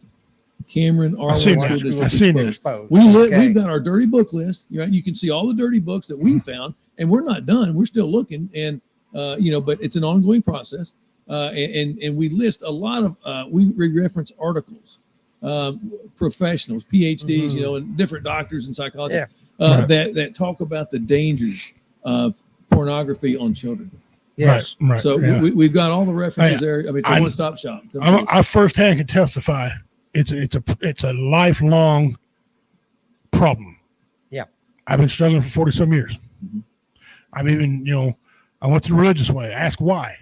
Why'd that happen? Why? And I'm very happy. We had a minister on the show. Yeah. And I kind of went back and forth with him about a little bit. Not to be rude with him because I like the guy. So there's a lot of things in my head that shouldn't be there because of this issue. Mm-hmm. And there's really no way of getting them out except just get them out. Just talk about them, stuff like that. Right. That being said, would you kind of give some kind words, please? Yes, I would. Listen, folks, you're 22 a day, which is even more now. Mm-hmm. I saw a thing on YouTube. It was an advertisement, a bracelet that you can get that says 22 a day. It's actually now that they are counting the other ways that veterans are committing suicide. It's more like 44, 45. 45. Yeah. And I said that is astronomically got to come to a stop. You're valuable. You're worth something. Don't feel like you're going through your struggles by yourself. You're not. You've got people you can reach out to. 811. If you can't get a hold of anybody, that's a hotline that somebody will pick up that phone and they will talk to you, get you over your hump, get you through it. If you know somebody that's struggling, take them out for a cup of coffee, take them out for an ice cream, anything, or just walk, just listen to what they got to say. Don't try to fix their problems. You can't fix them. Nobody can fix, but sometimes they just need an ear to listen to. And you are valuable. You are worth something. You mean something to somebody somewhere. You mean something to me, and I don't even know you, but I know that you're very important. And you are valuable, and you are needed. Right. And so don't be afraid to reach out and ask someone for help. I mean, get a hold of Rich. You get a hold of myself. Mm-hmm. I mean, or me. Dan's put out some information how you can get a hold of him. Talk to him. He'll listen to you. I know he will. All these guys on here. Yeah. So you are valuable and you are loved, and you just do not take the hard way out. Okay. It leaves a void. And we've got enough voids in this world as it is. Well said. I'm going to piggyback, like I say every week. You are not worthless. You have value. We need you. We need all of us. Yes. We can't all be the same. Life would be boring and nothing would get done, quite frankly. If you rely on me to fix your computer, you're going to be you're in trouble. Yep. Okay. So some of us good at security. Some of us good at comedy, making jokes. There's some great singers out there. We need everybody here. Okay. I know it's election year. I know a lot of stresses this time of year. Yes. For one candidate talking good about bad about another candidate, and vice versa. Just listen. Get out and vote. Get out and vote. Okay. April's coming. Dan Landi needs your vote if you're local here in Cameron. There's president elections going on. Vote for your president. Yes. Vote for your president. One vote. That's your one vote. Get it. That's it. You are obligated. It's your right to vote. If you're able to vote, if you're a felon, I know we all know that, but you're right to vote. So do it. All right. That being said, guys, 22 a day or 45 a day. 45 is all the branches counted in and the different ways they do it. Yes. Coast Guard included. 45 a day. Not only veterans, but active duty That's active duty personnel. military. And they also count some police officers and firefighters that are Yes, associated our with first it. responders. Very stressful. Very It's stressful. Bad. work. Bad. If you need some cheering up, I'm one of the funniest comedians around. Come, I'll make you laugh. Okay, I promise you. That being said, as I say in my native tongue, Dona Dagahoy, Osta Usvi. Means until we meet again, good night. We'll see you next Tuesday, guys. Well, hopefully we'll have more information on Devil Doc, how he's doing. Our buddy J-Dub will be back. Yep. BB Nation for his outdoor segment. Until then, for the commander, for our guest, Dan Landi, I'm Richie the Redneck Pimp, Bad Man Comedy. I'll see you next Tuesday. May the great spirit keep you. May he bless you and his face shine upon you. Take care of yourselves. Go in peace.